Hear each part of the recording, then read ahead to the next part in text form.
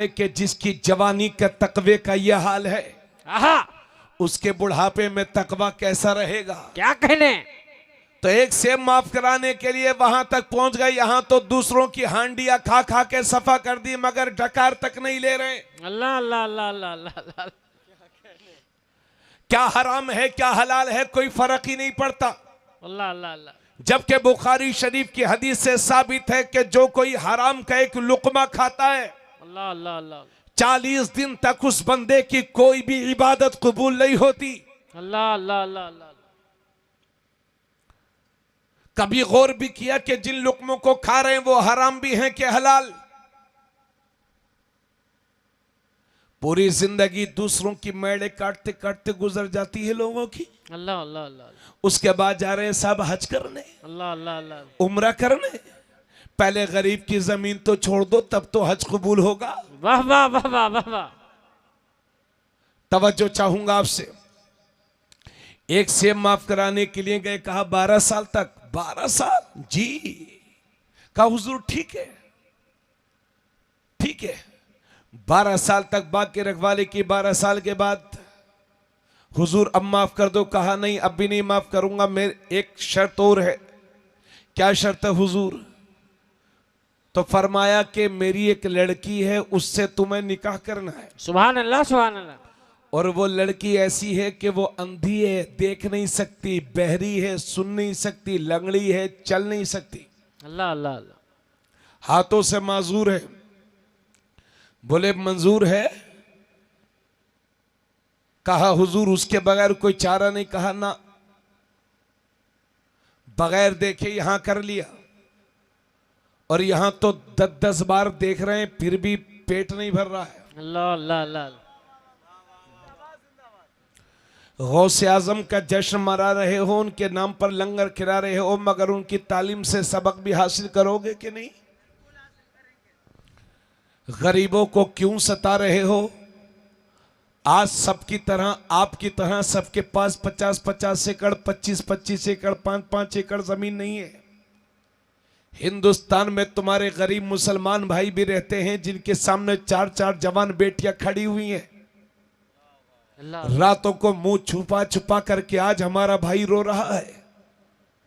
अगर यही हाल रहे शादियों के, और यही नामो नमूद के ड्रामे रहे मुसलमानों के, और यही फजूल खर्चियां जारी रहीं, तो एक वक्त वो आएगा कि पूरी समाज मिलकर के अपने माथे पर सर रख के रोगे, अपने माथे पर हाथ रख के रोगे भाइयों। अल्लाह अल्लाह अल्लाह। इसलिए अपने हाथों से अपने पैरों पर कुल्हाड़ी ना मारो, अपने गरीब भाइयों का खून ना चूसो। ऐसे रास्ते तलाश करो कि किसी की बेटी को, यानी क्या जरूरत है कि पहली बार जा रहे हैं तो 10 लोग जा रहे हैं। आप एक ही जाइए, कहिए कुछ खाएंगे नहीं, कुछ पिएंगे नहीं, अगर मंजूर है तो ठीक है, कान में कह दिया, वरना वापस। जिस वक्त घर से निकल करके आते हैं फिर आपसे पूछा जाता है कैसी लगी लड़की, तो आप कहते हैं सोच के बताएंगे। तो ये जुमले समझिए, एक लड़की के बाप के सीने पर तलवार से भी ज्यादा जख्म दे करके जाते हैं। अल्लाह अल्लाह अल्लाह। आपको मालूम है जी, आपकी कितनी बेटियां दूसरे धर्म के लोगों के साथ भाग भाग करके चली गई। आपको होश भी है। अगर कौम की एक बेटी गई है तो ये मत समझना कि उस आदमी की गई है। अगर कौम की एक बेटी गई है तो पूरी समाज की इज्जत का जनाजा निकला है। हक हक। पूरी पूरी कौम का सर शर्म से नीचे झुकेगा। इसलिए खुदारा गौसे पाक की जिंदगी से, उनकी मां की गुफ्तगू से सुन करके नसीहत भी हासिल करो। कहा हुजूर मुझे मंजूर है। और जब निकाह हो गया हुजरे में गए, सुभान अल्लाह बताया था कारी साहब ने, उल्टे पांव वापस आ गए। कहा हुजूर वो तो बहुत अच्छी लड़की है, बहुत खूबसूरत है। मैंने सलाम किया था, जवाब दिया।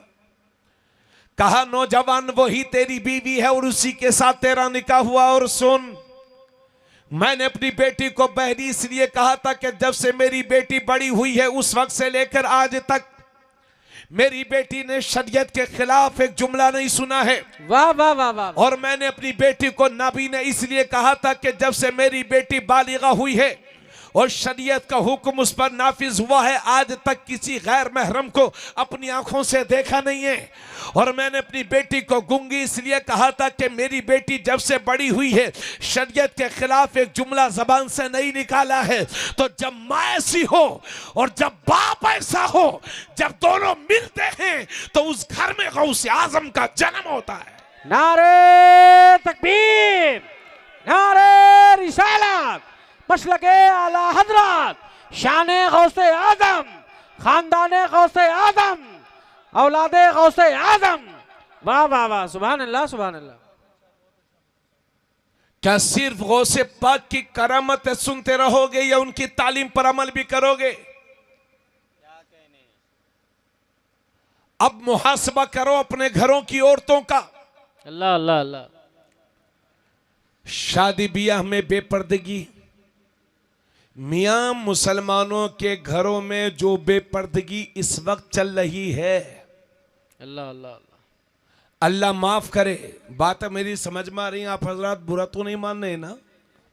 अगर बुरा भी मानेंगे तो कोई हर्ज नहीं है। अल्लाह अल्लाह अल्लाह, है ना जी? अगर बुरा भी मानेंगे तो कोई हर्ज नहीं है, लेकिन आप गहराई से सोचेंगे तो इंशाल्लाह आपको बुरा नहीं लगेगा। जी जी बेशक। मुसलमानों के घरों में जो बेपर्दगी आम हो गई, ये सुन लेना मेरी बहनों, आप भी 60 साल की औरतें, 50-50 साल की औरतें जिनके पोते भी हैं, नवासे भी हैं, नवासियाँ भी हैं, पोते भी हैं, पोतियाँ भी हैं, मियाँ लाली पाउडर लगा करके जो इस्लामी वक़ार और हया की जो धज्जियां हमारे घरों की औरतें उड़ा रही हैं ना, शर्म की बात है पूरी समाज और कौम के लिए। हक हक। अभी सर्दियों के मौसम में शादी होंगी तो भाई साहब तो पूरी जैकेट पहनेंगे और ये हमारी बहनें आधी आधी आस्तीन के कपड़े पहनेंगी। मियाँ जी, आधी आधी आस्तीन के कपड़े। और अगर मौलाना शेर अफजल साहब मस्जिद के मीनारे से कहें कि बहनी पर्दा किया करो, तो ये औरतें कहेंगी ये मौलवी पुराने दिमाग के लोग हैं, ओल्ड मॉडल हैं ये, अल्लाह अल्लाह। इन्हें क्या मालूम कि पलिया कला की मार्केट में नया फैशन क्या चल रहा है। ये मौलवी हमारे घरों को हमारे लिए कैद खाना बनाना चाहते हैं, जेल बनाना चाहते हैं। ए मेरी बहन, तेरी कौम, तेरी समाज के उलमा के पीछे एक तो वैसे ही पूरी दुनिया हाथ धो के पड़ी है, ऊपर से तू भी अगर अपने कौम की उलमा की बदनामी करेगी तो फिर तेरी शफाअत कौन कराएगा? क्या बात है, तेरे क्या बात बेटों को, तेरे बाप को, तेरे भाइयों की बख्शिश कौन कराएगा? सुन, जो कौम अपने मजहबी पेशवाओं की बेइज्जती करती है वो कौम रुसवा हो जाती है, हक है, हक है। जलील हो जाती है। हालांकि मैं कौम खास की बात कर रहा हूं। अब सुनिए मेरे दोस्तों, आज हमारे घरों में जो बेपर्दगी का आलम है, अल्लाह माफ करे मुझे, इसलिए बगैर रुपट्टे के घूमने वालों के घरों से आप ये समझते हो कि वली पैदा होंगे, आलिम पैदा होंगे, है ना? दूसरों के खेतों से लाही उखाड़, लाही की सब्जी बगैर पूछे तोड़ तोड़ के लाओगे और खाओगे और सोचोगे कि खा कर के वली पैदा हो जाएंगे। कैसे होंगे तुम्हारे घरों में वली? दूसरों के खेतों से सब्जियां चुरा चुरा के बना के अपने बच्चों को खिलाओगे, समझोगे तुम्हारे घर में वली पैदा होंगे? नहीं हो सकते। अगर कोई 1 किलो चीनी लेने के लिए आया है, अगर आप दुकानदार हैं तो मियाँ 950 ग्राम दे रहे हैं और 50 ग्राम इसलिए रख रहे हैं ताकि फायदा हो जाए। अगर 50 ग्राम बचा बचा कर कितने बड़े करोड़पति बन गए हो। इसलिए ये नफ्स का धोखा है। ईमानदारी की मिसाल कायम कर दे। एक जमाना वो था कि पूरी दुनिया को हमारी कौम पर भरोसा था, लोग दाढ़ियों वालों से सौदा खरीदते थे, लोग जानते थे कि ये दाढ़ी वाला है, हमारे साथ धोखा नहीं करेगा, ये दाढ़ी वाला है, नुकसान तो उठा लेगा मगर हमारे साथ फरेबकारी नहीं करेगा। आज दुनिया का एतमाद हमसे रूठ गया है, इसलिए मुसलमान तेरी जिम्मेदारी बहुत ज्यादा होती है। अगर आपके पड़ोस में कोई गैर मुस्लिम भी रहता है तो उनके साथ ऐसा बर्ताव पेश करो कि वो भी तुम्हारे नबी की सीरत पर पढ़ने पर मजबूर हो जाए। ईमानदारी की मिसाल कायम करो। और मैं तो बहुत सारे जलसों में कहता रहा हूं, हमारे तारीफ रजा साहब बैठे हुए हैं अल्हम्दुलिल्लाह। 3 तारीख को बहुत बड़ी कॉन्फ्रेंस हमारे नानपारा में थी, मैंने लोगों से कहा, आज भी कहता हूं, मैं 4 तारीख को बनारस में था, वहां भी कहा, मैं 5-3 को बनारस में, 4 को लखनऊ में था। मैंने अभी 2-3 दिन पहले वहां भी शहरों के दरमियान शहरियों के दरमियान मैंने ये बात रखी कि मुझसे ज्यादा दीन की तबलीग आप कर सकते हो, हमसे ज्यादा दीन इस्लाम आप फैला सकते हो। चूंकि हम तो मदरसों से मस्जिद और मस्जिद से अपनी गाड़ी में बैठे पुरवाम में पहुंच गए, पुरवाम में मुसलमानों से मिले और मुसलमानों से मुसाफहा करके, मुसलमानों में तकरीर करके फिर मुसलमानों में पहुंच गए।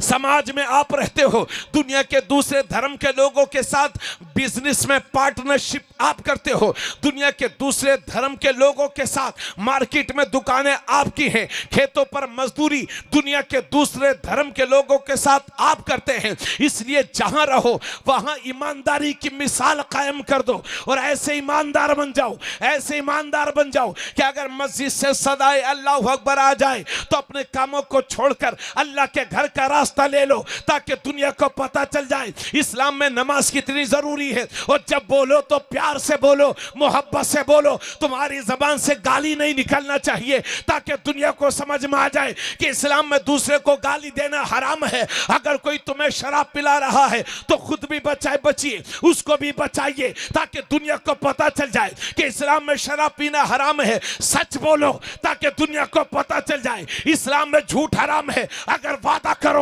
तो निभाओ, चलो तो ऐसे चलो जैसे तुम्हारे नबी चलते थे, पियो तो ऐसे पियो जैसे तुम्हारे नबी पीते थे। यानी पूरी जिंदगी इस्लामी रंग में रंग के गुजार दो, ताकि दुनिया ये सोचने पर मजबूर हो जाए कि जब नबी का गुलाम ऐसा है तो इस गुलाम का इमाम कैसा होगा। नारे तकबीर, नारे रिसालत, मशलके आला हजरत, शाने मुस्तफ़ा, खानदाने मुस्तफ़ा, गुलामाने मुस्तफ़ा, सैयद अख्तर मियाँ साहब किबला। वाह वाह वाह वाह, सुभान अल्लाह, सुभान अल्लाह, अल्लाहु अकबर, या रसूल अल्लाह, वाह वाह वाह, जिंदाबाद, वाह वाह, बहुत उम्दा, सुभान अल्लाह।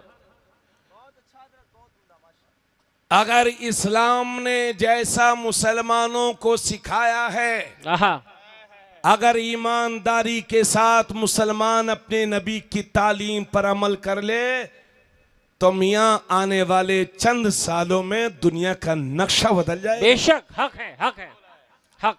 माएं अपने बेटों से कहेंगी, बेटे किसी मुसलमान के बच्चे से दोस्ती कर ले ताकि तेरी शराब छूट जाए। क्या कहने बस, उसमें का मुसलमान बनो और अपने घरों में पर्दे का एहतमाम करो। अल्लाह अल्लाह अल्लाह। अरे बोलो भाई, बेपर्दगी हो रही है मुसलमानों में कि नहीं हो रही है कि नहीं, बोलो। अब मैं तारीफ भाई आपको क्या बताऊं यार, कहते हुए भी अच्छा नहीं लग रहा, मगर चलिए बता ही देता हूं।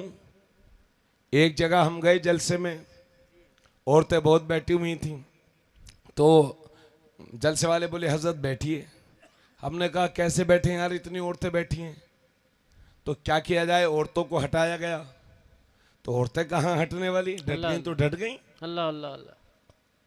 तो हमने कहा भाइयों एक काम करो यार, एक चारपाई खड़ी कर दो, उस पर एक चादर लटका दो और हम ही पर्दे में बैठ जाते हैं। अल्लाह अल्लाह अल्लाह, हमें पर्दा करना पड़ रहा है। अल्लाह अल्लाह अल्लाह। और अगर अल्लाह ने किसी को 2 रुपये दे दिए हैं, आज के दौर में अगर करोड़पति हैं, ये जेब में कुछ पैसा है, जमीन जायदाद वाले हैं मियाँ, तो बोली बदल गई इन मुसलमानों की। अल्लाह अल्लाह अल्लाह। कह रहे हैं अरे साहब दिल अच्छा होना चाहिए, दिल साफ सुथरा होना चाहिए। हमारी बेटी का दिल तो बहुत अच्छा है, हमारी बहन का दिल तो बहुत अच्छा। परसों लखनऊ में तकरीर कर रहा था, वहां भी समझाया कि साहब हमारी लड़की तो ऑफिस जाती है, घर रक्शे से हिजाब पहन के जाती है और हिजाब पहनकर ही घर वापस आ जाती है। हमारी लड़की तो दिल की बहुत अच्छी है। हजरत साहब दिल अच्छा होना चाहिए, आंखों का पर्दा नहीं होता। यह शैतानी वसवसा है।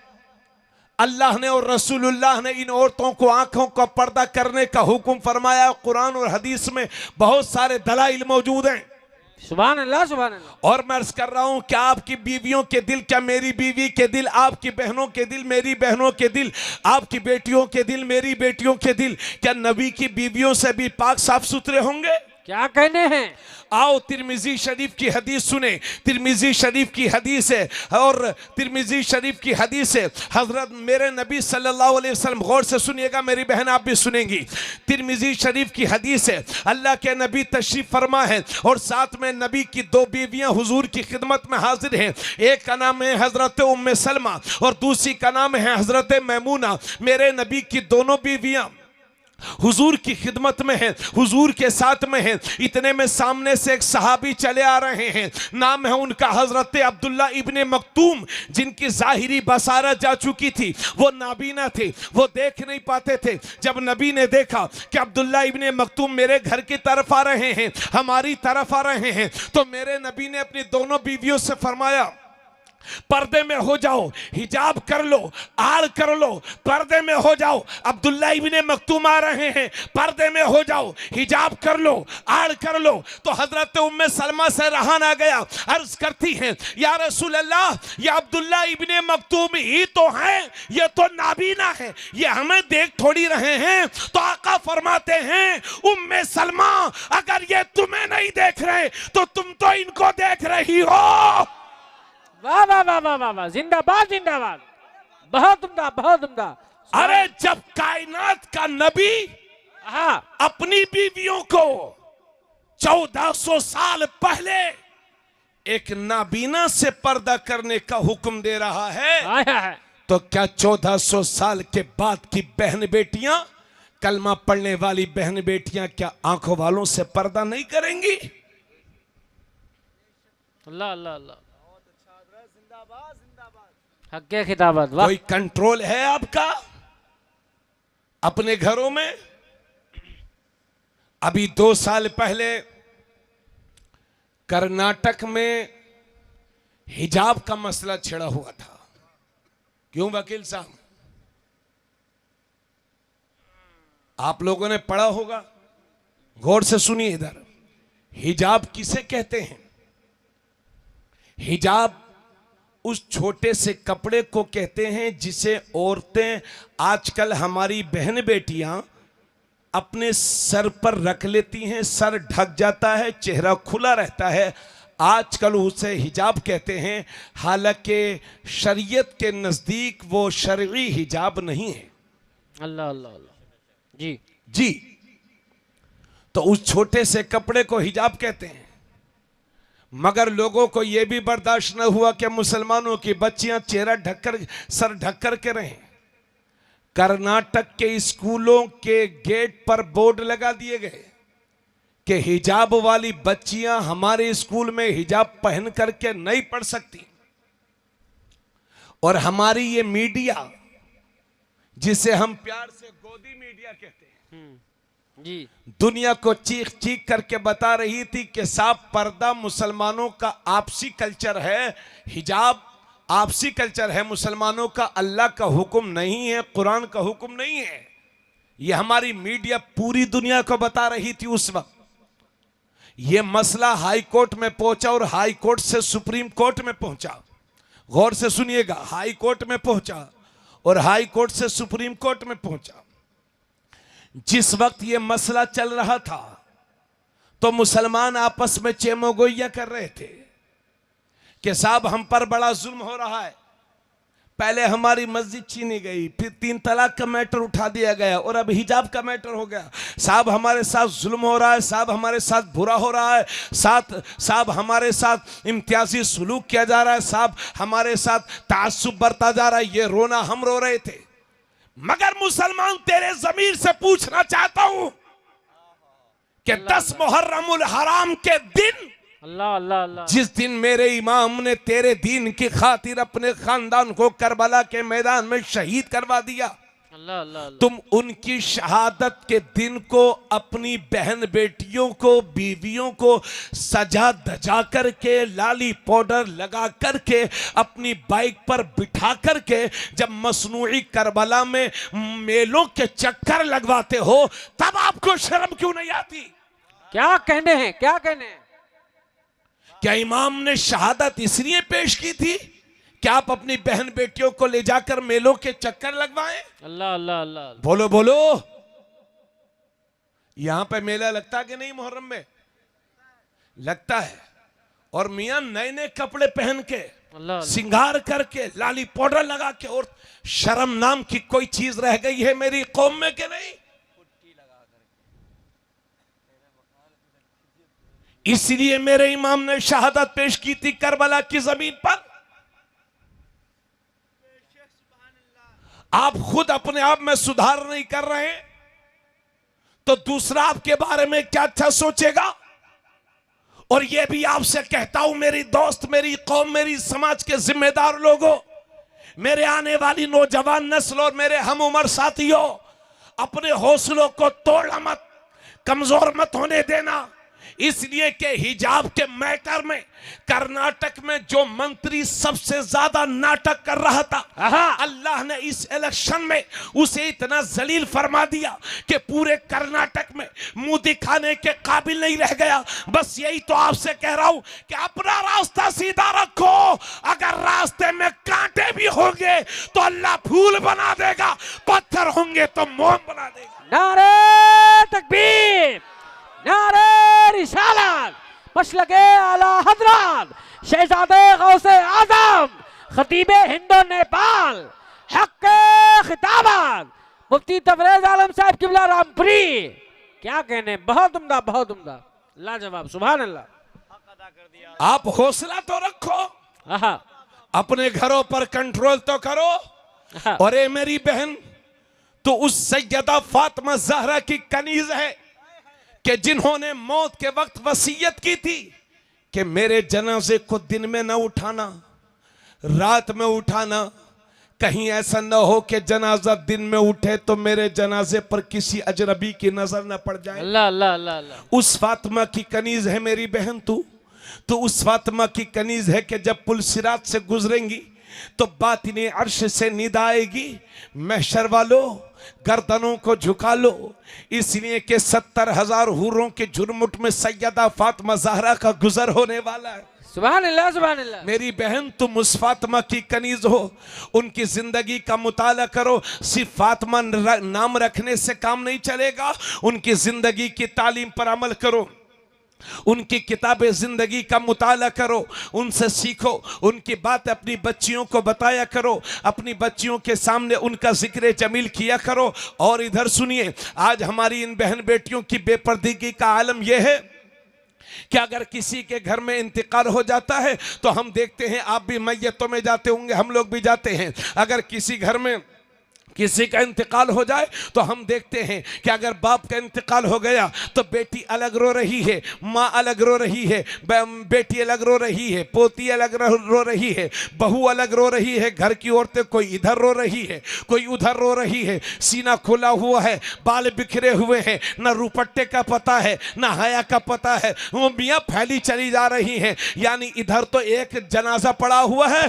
दूसरी बात इनकी हया का जनाजा निकल चुका है, शर्म नाम की कोई चीज नहीं, हाय हाय मचाई हुई है, हाहाकार करके मचाई हुई है, रो रही हैं। न सीने का ख्याल है, न बालों का ख्याल है, न पर्दों का ख्याल, पर्दे का ख्याल है। लोग आ रहे हैं और इन बेशर्म औरतों के नाटक को देख रहे हैं। मैं जानता हूं दुख की घड़ी होती है, मगर शरीयत का निजाम सबसे बड़ा है, शरीयत का कानून सबसे बड़ा है। आओ सीखो नबी की सहाबिया से। मेरे नबी की सहाबियां हैं, नाम है उनका उम्मे खल्लाद। उनका जवान बेटा मेरे नबी के साथ जंग में गया हुआ था और वो वहीं पर शहीद हो गए। जब उनकी माँ को पता चला कि मेरा बेटा शहीद हो गया है, हुजूर के साथ गया हुआ था मेरा बेटा और वहीं पर वो शहीद हो गया। जब उनकी माँ को पता चला, उनकी माँ को इत्तिला हुई, तो पूरे हिजाब के साथ, पूरे इस्लामी वकार के साथ, पूरी हया के साथ मेरे नबी की बारगाह में पहुंची। शिकायत करने नहीं गई थी, बल्कि अपने बेटे के ताल्लुक से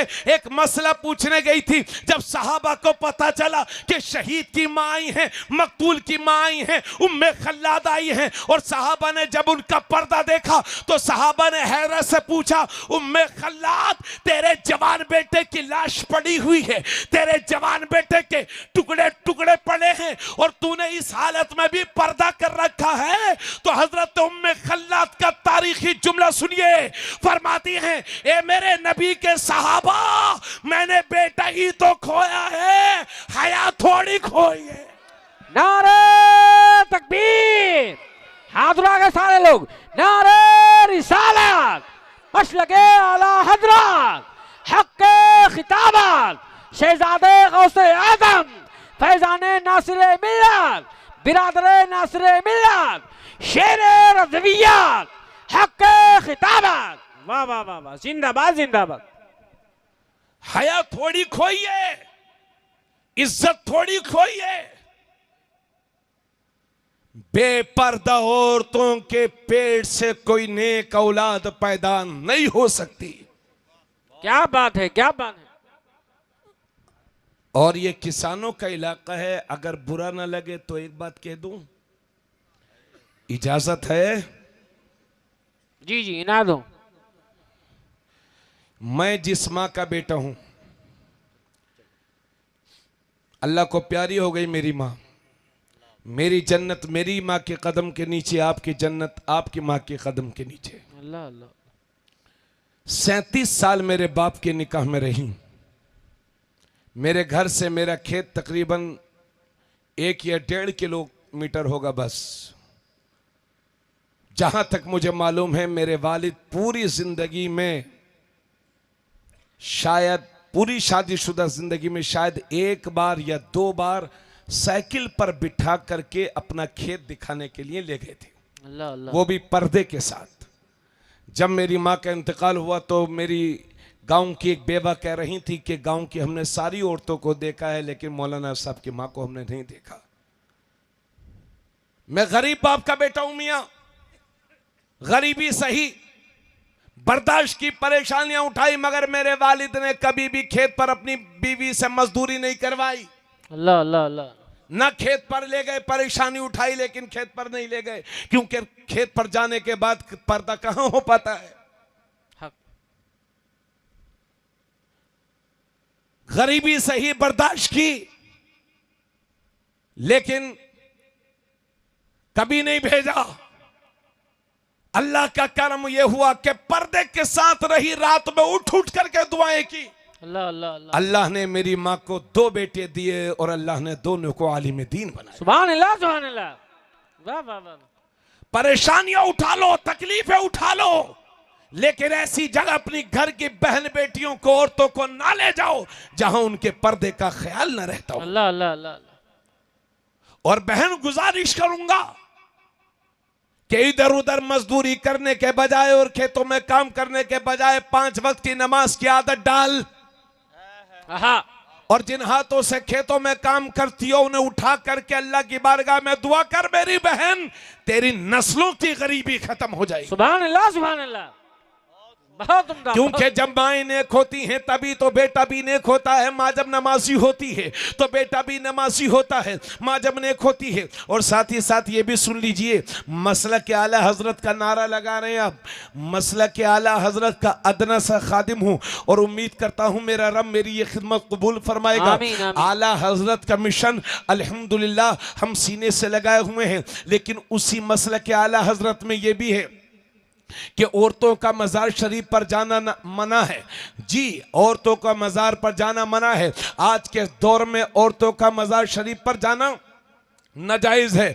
आला हजरत से किसी ने 100 साल पहले पूछा था, 125 साल पहले, कि हुजूर औरतों का मज़ार पर जाना जायज़ है कि ना जायज़? तो आला हजरत फरमाते हैं ये मत पूछो कि जायज़ है कि ना जायज़, बल्कि ये पूछ कि जब औरत घर से मज़ार के लिए निकलती है तो अल्लाह की कितनी लानतें ऐसी औरत पर बरसती हैं, ये पूछ। और जब तक वो वापस नहीं आ जाती ऐसी औरत पर बराबर अल्लाह की लानतें बरसती रहती हैं। इसलिए मेरी बहन, तुम्हारा मज़ार शरीफ के चक्कर लगाना और इधर इधर चादरें चढ़ाने जाना और उर्सों में शरीक होना ये नाजायज़ व हराम है। जो इस्लाम तुम्हें मज़ार पे जाने की इजाजत नहीं देता, वो इस्लाम तुम्हें बिना वजह बाजार की जाने की इजाजत कैसे दे सकता है? क्योंकि फितनों का दौर है, इंतशार का दौर है, औरतें मज़ार पर नहीं जा सकती। हाँ हाँ, इस भरी दुनिया के अंदर सिर्फ एक मज़ार ऐसा है, गौर से सुनिएगा, सिर्फ एक मज़ार ऐसा है कि जहां औरतें जब चाहें तब जा सकती हैं, और वो है मेरे नबी का मज़ार, वो है मेरे नबी का मुक़द्दस मज़ार। औरतें जब चाहें नबी के मज़ार शरीफ पर जा सकती हैं। मेरे नबी के मज़ार के सिवा बाकी किसी मज़ार पर औरतों का सफर करना जायज नहीं है, औरतों का जाना जायज नहीं है। अब ये हमारी बहनें सोचती होंगी, मौलाना एक बात तो बताइए, अगर हम मज़ार शरीफ पे नहीं जाएंगी तो कलियर के साबिर पिया कैसे खुश होंगे, कि चोचा के मखदूम कैसे खुश होंगे? अगर हम देवा शरीफ नहीं जाएंगी तो वारी से देवा कैसे खुश होंगे? अगर हम अजमेर शरीफ नहीं जाएंगी तो ख्वाजा गरीब नवाज कैसे खुश होंगे? मौलाना साहब, हम इन अल्लाह वालों को खुश करना चाहती है, हम नजर पूरी करना चाहती है, हम मन्नत पूरी करना चाहती हैं। तो ए मेरी बहन, अगर तू इन अल्लाह वालों को खुश करना चाहती है तो इस तरह के चक्कर लगाने से ये अल्लाह वाले तुमसे खुश नहीं होंगे। अगर तुम इन्हें खुश करना चाहती हो तो ऐसा करो, अपने ही घर में रहो, शोहर की फर्मा बरदारी करो, बच्चों की सही तरबियत करो, मुसल्ला उठा लो, इबादत कर, फिर देख मेरी बहन, तेरे सजदे होंगे नगला की सरजमीन पे मेरा ख्वाजा खुश होगा, अजमेर की सरजमीन पे मेरा साबिर खुश होगा, कलियर की सरजमीन पे। नारे तकबीर, नारे रिसालत, मशलके आला हजरत, उलमाए अहले सुन्नत, शहजादे गौसे आदम, हक़्क़े खिताबत, शेरे रज़वियत, इस्लाहे मुआशरा। क्या बात है, वाह, बहुत उम्दा, बहुत उम्दा। तो इधर देखें आप लोग, अब आप मुझे ये बताइए कि ये चलता रहेगा या कुछ सुधार लाने की कोशिश करेंगे? बोलो भाई, कहिए इंशाल्लाह। और मेरी बहन, खुदा का वास्ता देकर के आपसे कहता हूं कि आधी आधी आस्तीन के कपड़े पहनना छोड़ दो जी। अपनी हया का ख्याल रखो और हिजाब और पर्दे का एहतमाम करो। अल्लाह के सारे वली जिंदा हैं, तुम्हारी बातों को तुम्हारे घरों से सुनते हैं। जब हम 11वीं शरीफ करते हैं तो बगदाद शरीफ में मेरे गौस सुनते हैं। वाह। तो फिर और वली भी जिंदा हैं, वो तुम्हारी बातें तुम्हारे घरों से सुनते हैं। इसलिए मेरी बहन, मज़ारात के बहाने इधर उधर चक्कर ना लगाया करो और बिना ज़रूरत बाजारों की रौनक न बनो, बल्कि शोहर जो तुम्हें खुशी से ला करके दे दे उसे कबूल कर लो। आज इस्लाम को तेरे सपोर्ट की ज़रूरत है मेरी बहन।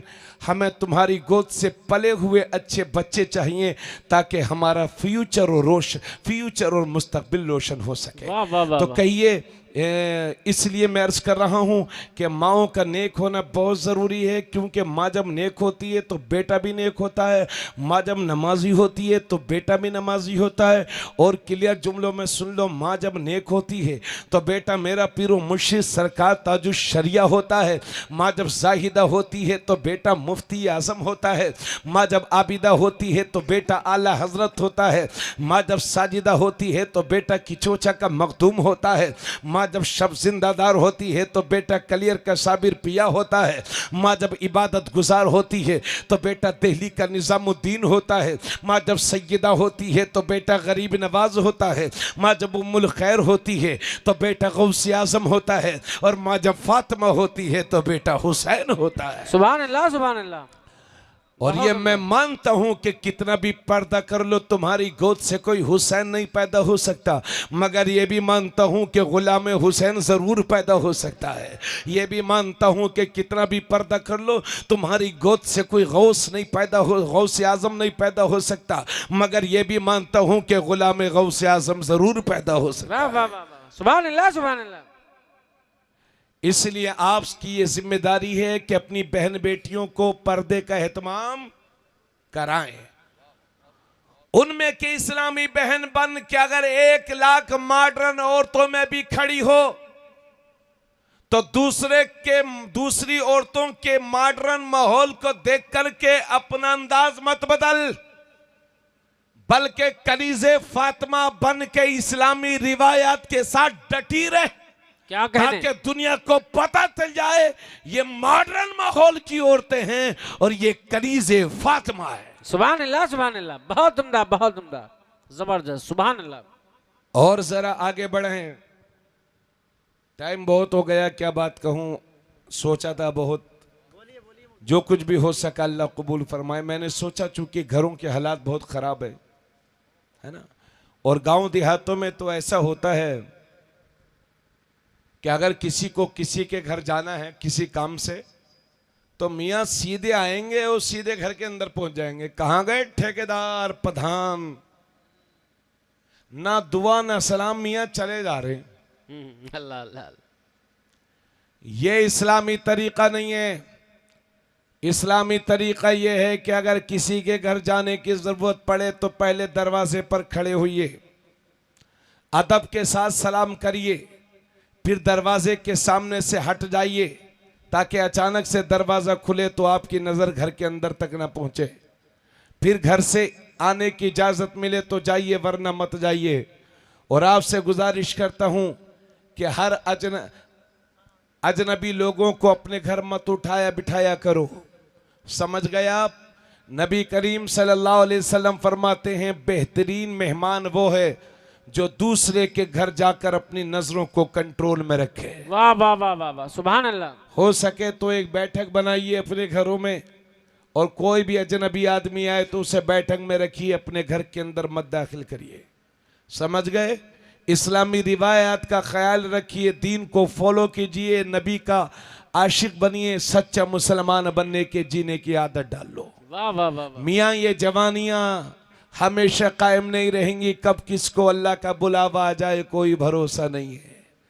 यहाँ 7 जन्म नहीं होते, यहाँ एक ही जन्म होता है और उसी का हिसाब किताब होना है। अल्लाह अल्लाह अल्लाह। इसलिए कब किसकी जिंदगी का खात्मा हो जाए इसका कोई भरोसा नहीं। और हिम्मत करे, इधर सुनो, हिम्मत करे तो चेहरों पर दाढ़ियां सजाओ। सुभान अल्लाह। मेरे नबी फरमाते हैं, मन तमस्सका बिसुन्नती इंद फसाद उम्मती फलहू अजरु मिअत शहीद, कि जिसने मेरी उम्मत के बिगाड़ के वक्त जिसने मेरी सुन्नत पर अमल किया, यानी मेरी मुर्दा सुन्नत को जिंदा किया, अल्लाह से शख्स को 100 शहीदों का अजर अता फरमाए। सुभान अल्लाह, सुभान अल्लाह, बहुत उम्दा, बहुत उम्दा, जिंदाबाद। समझ गए? चेहरों पर, क्योंकि कोई भी वली बगैर दाढ़ी के नहीं है। आए हाय। आप ख्वाजा गरीब नवाज से ले जाएं, हजरत साहिब आस्थाना मजार शरीफ है ना, जी जी, इनकी भी दाढ़ी थी जी। इनसे लेकर के हजरत आदम अलैहिस्सलाम तक सारे नबी सारे रसूल कोई बगैर दाढ़ी का नहीं है, कोई वली बगैर दाढ़ी का नहीं है जी। अगर हिम्मत हो सके, और आप डरते हैं कि हजरत अगर हम दाढ़ी रख लेंगे तो लोग हमें ताना देंगे, तो इसलिए तो नबी ने फरमाया कि 100 शहीदों का सवाब है। सुभान अल्लाह, सुभान अल्लाह। चूंकि शहीद एक बार मैदान में गया, जिहाद किया और गर्दन कटी जन्नत में, जी जी, और इस बेचारे ने दाढ़ी रख ली, तो सबसे पहले घर की औरतें कहती हैं कि लग रहा कोई बड़ा घोटाला करेगा। अल्लाह अल्लाह अल्लाह। मोहल्ले वाले कह रहे हैं लग रहा कोई घोटाला करने जा रहा है ये दाढ़ी की आड़ में। अम्मा कह रही हैं, अरे बेटे अभी तेरी उम्र दाढ़ी रखने की थोड़ी हुई है। बीवी कह रही है कि अगर दाढ़ी रख ली तो एक बाप की पैदावार नहीं है। अल्लाह अल्लाह अल्लाह। तो ये जो ताने मिल रहे हैं, मियाँ तलवारों के जख्म भर जाते हैं लेकिन जबान से निकले हुए जुमलों के जख्म नहीं भरते। इसलिए नबी ने फरमाया कि जो मेरी उम्मत के बिगाड़ के वक्त मेरी किसी मुर्दा सुन्नत को जिंदा करेगा, अल्लाह उसे 100 शहीदों का सवाब अता फरमाएगा। सुभान अल्लाह, सुभान अल्लाह। और आप ये सोच रहे हैं कि अगर हम दाढ़ी रख लेंगे तो लोग हमें आतंकवाद कहेंगे कि साहब ये आतंकवादी है, इसका मतलब यह है कि दाढ़ी में आतंकवाद है। तो भाई दाढ़ी में आतंकवाद है तो फिर मुसलमान ही की दाढ़ी में आतंकवाद क्यों है? अल्लाह अल्लाह अल्लाह। आतंकवाद जब दाढ़ी में है तो सब दाढ़ियों में होना चाहिए ना। अमा मियाँ दाढ़ियों में आतंकवाद नहीं है, लोगों के खोपड़ों में आतंकवाद घुसा हुआ है। हक है, हक है, हक है। परवाह न करो किसी की, हाँ ईमानदारी पर कायम रहो। कोई गैर मुस्लिम भी है तो उसके साथ फराड न करो, बेहतर किरदार से पेश आओ ताकि उसे मालूम हो जाए कि मुसलमान कहते किसको हैं। हाँ, समझे? क्या कहने। लेकिन अखबार पढ़ो तो सबसे ज्यादा चोरों में नाम मुसलमानों के, अल्लाह अल्लाह। फराडियों में नाम मुसलमानों के, जमीन जायदाद कब्जा करने में नाम मुसलमानों के, छेड़खानी में नाम। एक तो आप करते कम हो और आपकी ताक में वैसे ही लगे रहते हैं, तब फिर आप होशियारी क्यों नहीं बरतते?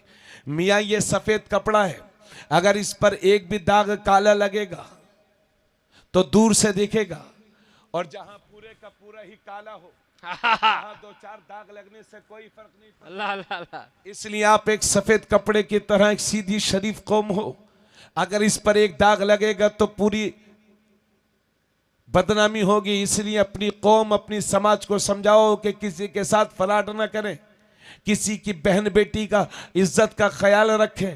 दूसरे धर्म की औरतें हैं, सिर्फ अपने धर्म की अजनबी औरतों को देखना ही नाजायज नहीं है, बल्कि किसी और धर्म और जात और कास्ट की औरतों को भी तकना ये इस्लाम में नाजायज और हराम है। बेशक बेशक। इसलिए नौजवान जिंदगी जी ईमानदारी के साथ, नबी का गुलाम हो के जी, गौसे पाक का गुलाम हो के जी।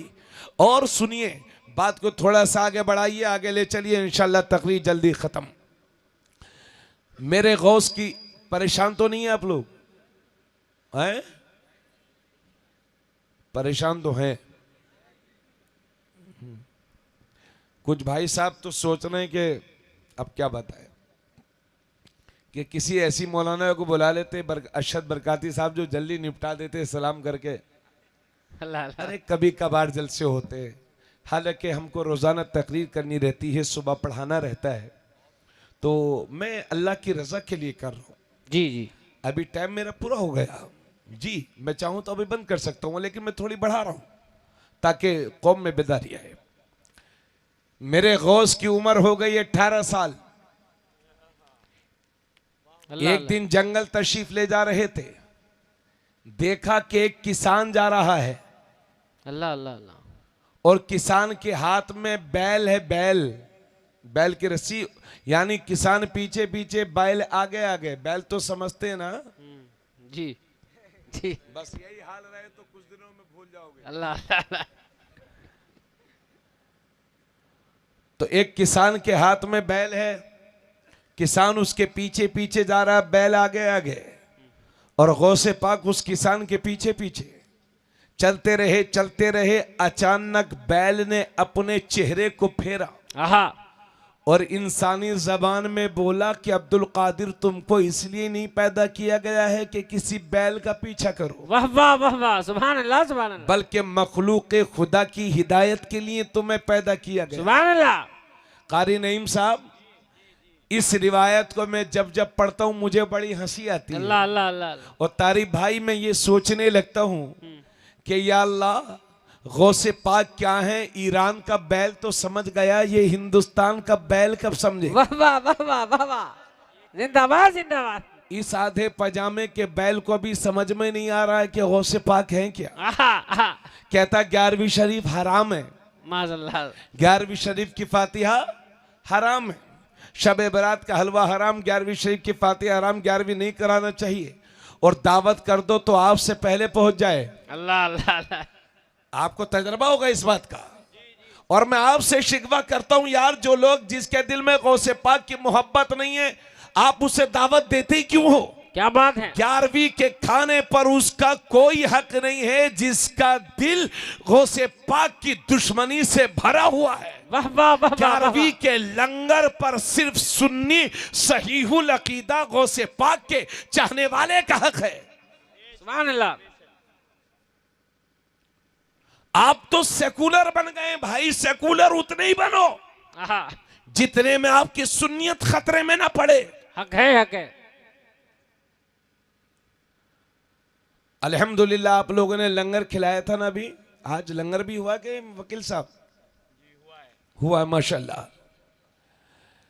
हजरत अब्दुल्ला इब्ने अम्र जो सहाबी रसूल हैं, ये बुखारी शरीफ की हदीस है। उन्होंने पूछा एक दिन, या रसूल अल्लाह, अय्युल इस्लामी अफजल? अरे मान जाओ बेटे मान जाओ, रख दो मोबाइल जेब में रख लो। हजरत अब्दुल्ला इब्ने अम्र कहते हैं कि एक सहाबी ने पूछा, या रसूल अल्लाह अय्युल इस्लामी अफजल, इस्लाम में सबसे अच्छा अमल कौन सा है? अल्लाह अल्लाह अल्लाह। तो नबी करीम सल्लल्लाहु अलैहि वसल्लम ने फरमाया, तुतइमुत तआमा व तक़रउस सलामा अला मन अरफ्ता व मन लम तारिफ। नबी करीम सल्लल्लाहु अलैहि वसल्लम ने फरमाया, इस्लाम में सबसे बेहतरीन अमल यह है कि तुम सलाम करो, सुभान अल्लाह सुभान अल्लाह। खाना खिलाओ, और जिसे पहचानते हो या ना पहचानते हो उसे सलाम करो। अरे थोड़ा बोलो यार। सुभान अल्लाह सुभान अल्लाह। कभी तो ऐसा होता है कि चेहरे पर दाढ़ी भी नहीं होती, सर पे टोपी भी नहीं होती, मगर पेशानी का नूर बता देता है ये मोहम्मदुर रसूलुल्लाह का गुलाम है। सुभान अल्लाह। वाह वाह वाह वाह वाह वाह। तो नबी फरमाते हैं, चाहे पहचानते हो या न पहचानते हो, यानी ये कहाँ का है, क्या नाम है, चाहे पहचानते हो या न पहचानते हो उसे सलाम करो। और गौर से सुनिएगा, हजरत अब्दुल्ला बिन सलाम कहते हैं कि जब नबी करीम सल्लल्लाहु अलैहि वसल्लम मदीना शरीफ तशरीफ लाए तो मैंने आका की जबान से जो पहली बात सुनी मदीने में, सुने भाई आप लोग, आका की जबान से जो पहली बात मैंने मदीने में सुनी वो ये थी, मेरे नबी ने फरमाया था, या अय्युहन्नास अफशु सलाम व अतइमुत ताम व सल्लू वन्नासु नियामुन तदखुलूनल जन्नत बिसलाम। सुभान अल्लाह। वाह वाह। हजरत अब्दुल्ला बिन सलाम कहते हैं कि मैंने नबी की जबान से सुना, जब नबी मदीना शरीफ तशरीफ लाए तो जो बात सबसे पहले मेरे नबी ने बयान फरमाई, अरशद भाई अब लोग थक गए अल्लाह अल्लाह। और आप लोग जाने की तैयारी कर रहे हैं ना, सुनो यार, थोड़ा दिल लगा के सुनो। शैतान आपको ले जा रहा होगा कि चल भाई घर को चल, सुबह को वहां जाना है, तो लात मारिए यार, शैतान को लात मारने की आदत डाल लो। अल्लाह। ये आपकी खुशनसीबी है कि मुफ्ती साहब अक्सर व बेशतर हम लोगों के साथ रहते हैं, 1-1.5 घंटे में हजरत बात खत्म कर देते हैं। हाँ, लेकिन ये आपकी मोहब्बत में बोल रहे हैं। यार बोलो ना, नारे तकबीर। सारे लोग बुलंद आवाज में जितनी हुजूर की मोहब्बत में निकल पाए बोलो नारे तकबीर, नारे रिसालत, मसलके आला हजरत, सरजमीने नगला। माशाअल्लाह। तो नबी ने फरमाया, हजरत अब्दुल्ला इब्न सलाम कहते हैं कि जब नबी मदीना तशरीफ लाए तो सबसे पहली बात जो मैंने नबी की जबान से मदीने में सुनी वो ये थी, आका ने फरमाया था, ए लोगों सलाम को फैलाओ और खाना खिलाओ, और जब सब लोग सो जाएं तो रातों में उठ उठ करके अल्लाह की इबादत करो। सुभान अल्लाह। तदखुलूनल जन्नत बिसलाम, ताकि तुम सलामती के साथ जन्नत में दाखिल हो जाओ। सुभान अल्लाह सुभान अल्लाह। तो भाइयों, इस्लाम में खाना खिलाने का सवाब बहुत ज्यादा है। खाना खिलाने का सवाब है, जबरदस्ती खाना मांगने का सवाब नहीं है। जैसा कि गांव देहातों में शादी में होता है कि मैंने तेरी चूल्हा नोत की थी तो ये क्यों नहीं करेगा मेरी चूल्हा नोत, इसे करनी पड़ेगी। अल्लाह अल्लाह। तो भाइयों, खाना खिलाना सवाब है, जबरदस्ती खाना मांगना ये सवाब नहीं है जी। और शादियां तो आपकी अल्लाह अकबर, क्या कहूं, बस इतना ही कहना चाहता हूं। मेरे नबी फरमाते हैं सबसे ज्यादा बरकत वाली और सबसे बेहतरीन शादी वो है जो कम से कम खर्च में मुनक्किद हो जाए। सुभान अल्लाह सुभान अल्लाह। बढ़ती हुई फजूल खर्ची और लाखों रुपयों के अखराजात जो जबरदस्ती हमने समाज में कायम कर लिए हैं, इससे हमारी बहनें बेटियां, हमारी कौम समाज की बेटियां उम्र 30 साल 35 साल की हो गई, जवान बैठी हुई हैं, कुंवारी बैठी हुई हैं जी। बाप के पास पैसा नहीं है, कहां से शादी करे, और 200-200 बराती, 250-250 बराती, 300-300 बराती, 400-400 बराती, और क्या कहते हैं मालूम है कि साहब कुछ देना या ना देना, हालांकि देना लेना पहले ही तय हो जाता है, साहब कुछ देना या ना देना, मगर बरातियों की इज्जत में कमी ना आने पाए। बार बार कहेंगे बस इज्जत की बात है, यानी लगता कि सब मतलब इज्जत, सारी इज्जतें बारातों में रह गई हैं क्या? अल्लाह अल्लाह अल्लाह। मतलब जिंदगी में कहीं इज्जत ही नहीं मिली जो खाली बारातों में तलाश रहे हो? अल्लाह अल्लाह अल्लाह। अरे बोलो भाई, आप तो ऑलरेडी इज्जतदार हो। अल्लाह फरमाता है वलिल्लाहिल इज्जतु वली रसूलिही वलिल मोमिनीन। सुभान अल्लाह, वाह वाह वाह। इज्जत अल्लाह के लिए है, इज्जत रसूलुल्लाह के लिए है, और इज्जत हर कलमा पढ़ने वाले के लिए है। वाह वाह, जिंदाबाद जिंदाबाद। आप तो सरापा इज्जतदार हो यार, आहा, फिर गरीबों के खून को क्यों चूस रहे हो इज्जत की खातिर? मियां 20 रुपए की बिस्लेरी पानी की बोतल कभी जिंदगी में अपने घर ला करके नहीं पियोगी जी। और बारात में गए तो 20 रुपए की बोतल ली, थोड़ा सा फ्री में मिल गई, थोड़ा सा खाया पिया, थोड़ा से हाथ धुले, थोड़ा सा फेंक दिया। अल्लाह अल्लाह अल्लाह। पूरा पेट भरने के बाद कह रहे हैं जरा नमक कम था। यानी इतने बड़े नवाब के, लखनऊ के नवाब भी अपने कब्रों में इनकी हरकतों को देख करके शर्मिंदा हो रहे होंगे। अल्लाह अल्लाह अल्लाह, क्या जुमला, वाह। और ये हमारी कौम के बच्चे, इन्हें पता चल जाए कि बारात जाना तो गुजरात से काम छोड़ के बारात में शिरकत करने के लिए हाजिर है। अल्लाह अल्लाह। फटी हुई पैंट, 20 रुपए का चश्मा, बालों को नीला पीला, मियां हम पूरे बस चक्कर लगा रहे, नाच रहे हैं। अबे तू नाचने के लिए पैदा हुआ है? बंदर का काम है नाचना, तेरे काम नहीं है। समझ अपनी औकात। आहा, पूरी कौम को रुस्वा करा के रख दिया है तुम लोगों ने। खुदारा अल्लाह से डरो। तुम जैसे नौजवान कब्रिस्तान में कितने लेटे हुए हैं, सोए हुए हैं। अल्लाह का हिसाब बड़ी सख्ती के साथ होगा। बहन बेटियां खड़ी तक रही हैं, चारों तरफ से औरतें खड़ी हैं, और मियां गली में डांस हो रहे हैं मुसलमान। यही हाल है, तभी तो अल्लाह का अजाब नाजिल हो रहा है तुम लोगों पर, हम लोगों पर। अपनी हालत को सुधारो। नबी फरमाते सबसे बेहतरीन शादी वो है जो कम से कम खर्च में मुनक्किद हो जाए। क्या कहने, वाह। इसलिए हिम्मत पैदा करो, बाराती कम से कम लेकर के जाओ, और जिन हाथों को, जिस जबान को ससुराल के सामने फैला करके जहेज की भीख मांगते हो, काश रातों में उठ करके उसी जबान को, उसी जबान से मौला के आगे हाथों को फैला करके अगर मांग लोगे, मेरे रब ने सुन लिया तो इतना देगा कि तुम्हारी नस्लों में रोजी की कमी नहीं होगी। बहुत उम्दा, बहुत उम्दा, जिंदाबाद जिंदाबाद। क्यों किसी गरीब का खून चूसने पर मजबूर हो? मियां लोग शादी करने के बाद 3-3, 4-4 साल तक कर्जे में रहते हैं जी। जमीनें बेच बेच के जहेज के भिखारियों की डिमांडें पूरी कर रहे हैं। आज तो जमीन बेच लोगे, डिमांड पूरी कर दोगे, कल आने वाला वक्त और भी महंगाई का होगा। तुम्हारे घर में 4-5 बेटियां होंगी, जमीनें खत्म हो जाएंगी, तब कहां से अपनी बेटियों के जहेज, जमीनें बेच बेच के जहेज दोगे? अल्लाह अल्लाह अल्लाह अल्लाह। इसलिए अपने पैरों से, अपने हाथों से अपने पैरों पर कुल्हाड़ी ना मारो। कम से कम बाराती लेकर के जाओ, और ये मत सोचो कि मेरी बेटी की शादी हुई थी तो मैंने 10 लाख खर्च किया था तो उसका काम मैं 3 लाख में क्यों करवाऊंगा, मैं तो पूरा 12 लाख खर्च करवाऊंगा। अरे आज तुम दूसरे के लिए अच्छा सोचो, मेरा रब तुम्हारे लिए भी अच्छा सोचने वाला पैदा फरमा देगा। क्या कहने, क्या कहने, बहुत उम्दा तकरीर, तुम जिंदाबाद। रसूलुल्लाह के गुलाम हो, शरीयत की रोशनी में अपने घरों के काम करो।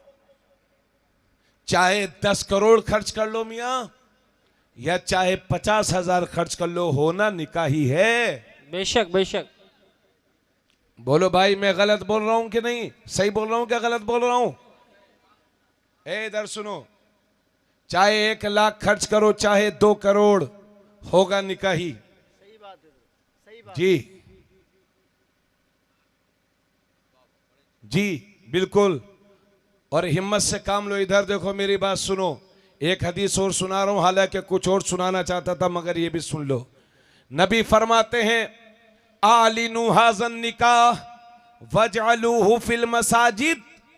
निकाह जब भी करो तो ऐलान करके करो, और निकाह मस्जिदों में मुनक्किद किया करो। ये हदीस है भाइयों। सुभान अल्लाह सुभान अल्लाह। मगर इतना मजमा है, किसका निकाह मस्जिद में हुआ है? और मैं आपको क्या कहूं, मेरा खुद का निकाह मस्जिद में नहीं हुआ है। अल्लाह अल्लाह अल्लाह। जी हालांकि शरई मसला यह है कि अगर यहां कोई निकाह करेगा मुनक़िद हो जाएगा, शराइत पूरे हो जाएं, जंगल में निकाह हो जाएगा, घर के कमरे में निकाह हो जाएगा, 10 लाख का होटल बुक करो वहां भी हो जाएगा। लेकिन नबी फरमाते मस्जिदों में निकाह करो, क्योंकि मस्जिद में निकाह करने से 3 फायदे। सबसे बड़ा फायदा यह है कि निकाह अक्सर लोगों का जिंदगी में एक बार होता है, बार बार नहीं। हक है, हक है। और जिंदगी का बड़ा काम है, वो जिंदगी तारीखी दिन होता है जिंदगी के लिए। वो जिस दिन निकाह होता है सबको अपने निकाह की डेट आखिरी दम तक याद रहती है। जी अक्सर लोगों को याद रहती है। तो अक्सर लोगों का निकाह जिंदगी में एक बार होता है, बार बार नहीं। और जिंदगी का बड़ा काम होता है, तो इस बड़े काम को मस्जिद में करो, क्योंकि जब मस्जिद में तुम्हारा निकाह होगा तो तुम्हारे निकाह में कोई नापाक शामिल नहीं होगा, सिर्फ पाक लोग शामिल होंगे। सुभान अल्लाह, सुभान अल्लाह। और दूसरी बात यह है कि निकाह के बाद जब हजारों रुपए के पटाखे फूटे जाते हैं वो नहीं फूटेंगे। और तीसरी बात यह है कि निकाह के बाद जब दुआ होती है, काज़ी इस्लाम दुआ कराते हैं, इमाम साहब दुआ कराते हैं, आलिम दीन दुआ कराते हैं, तो हदीस में लिखा है कि मुसलमान जब मस्जिद में दुआ करता है तो अल्लाह के फरिश्ते भी मुसलमानों की दुआओं के साथ आमीन कहा करते हैं।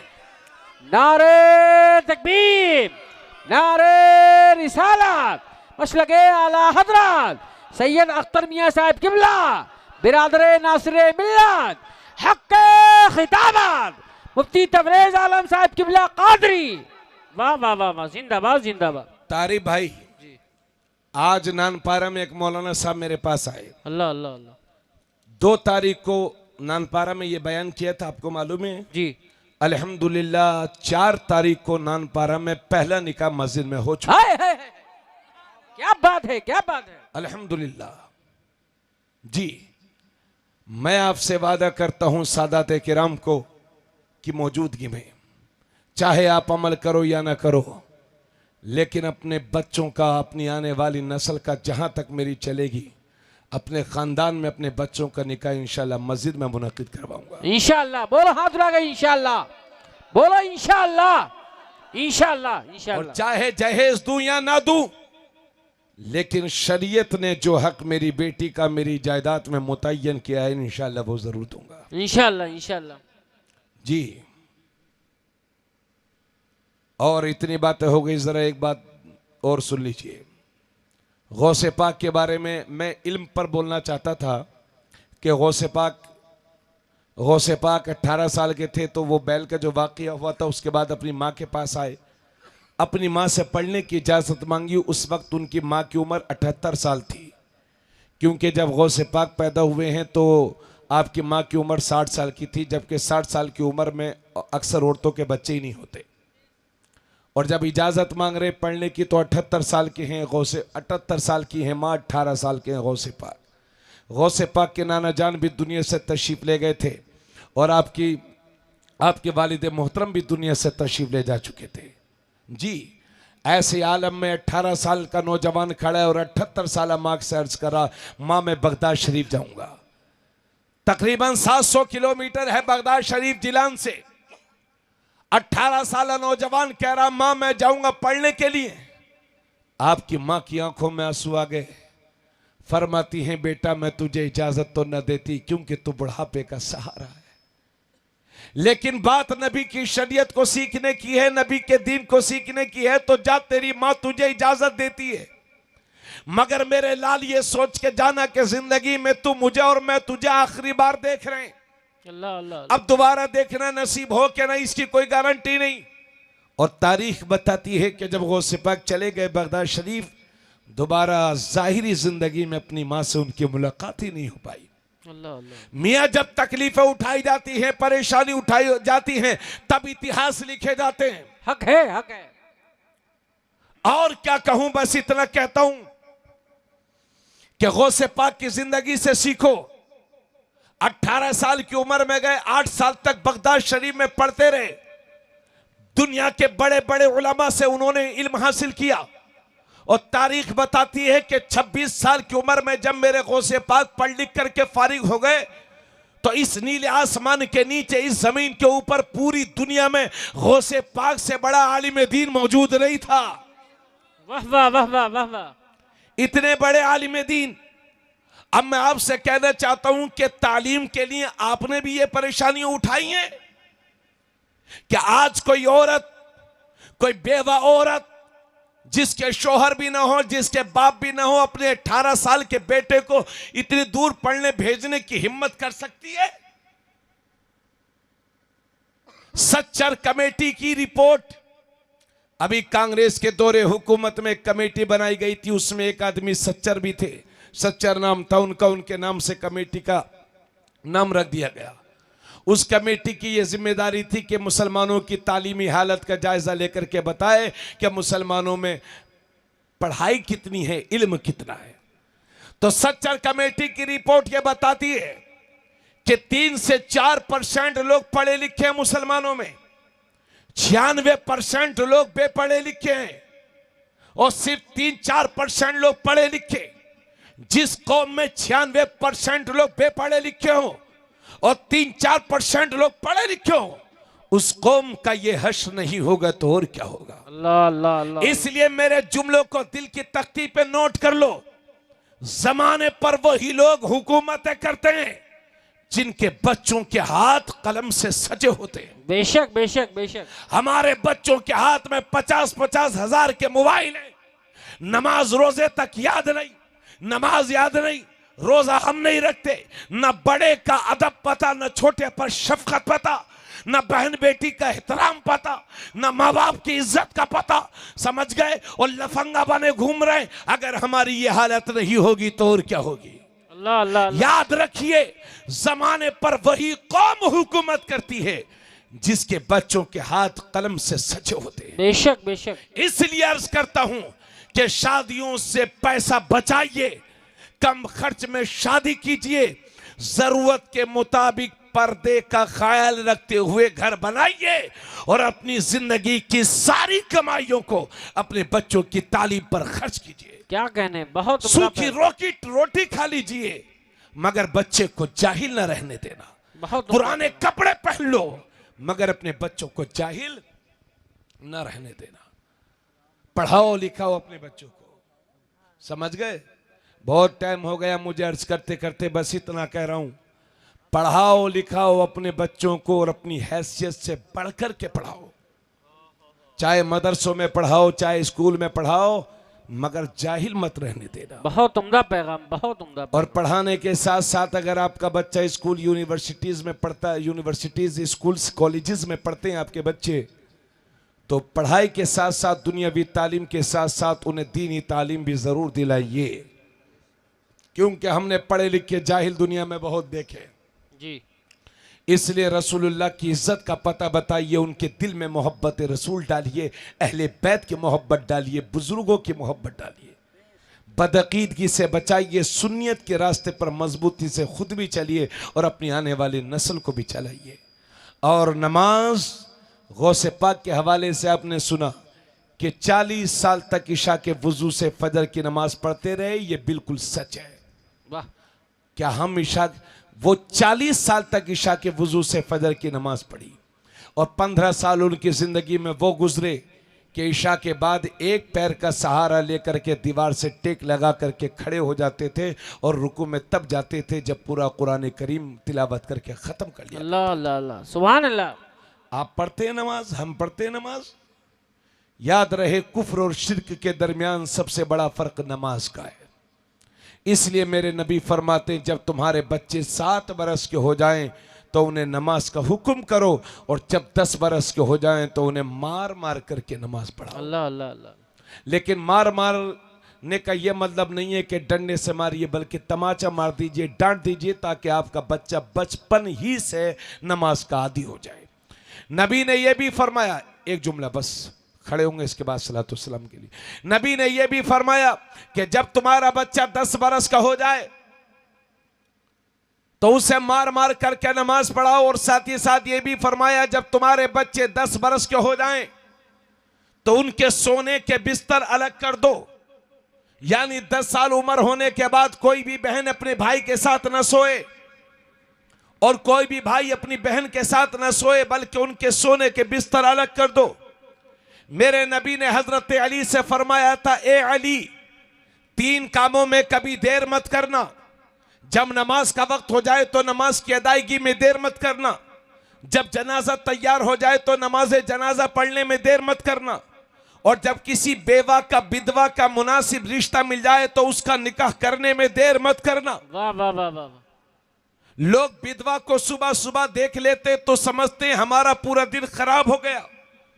अगर बेवा को देख लिया सुबह उठने के बाद तो समझते हैं आज का दिन हमारा मनहूस हो जाएगा माज़अल्लाह।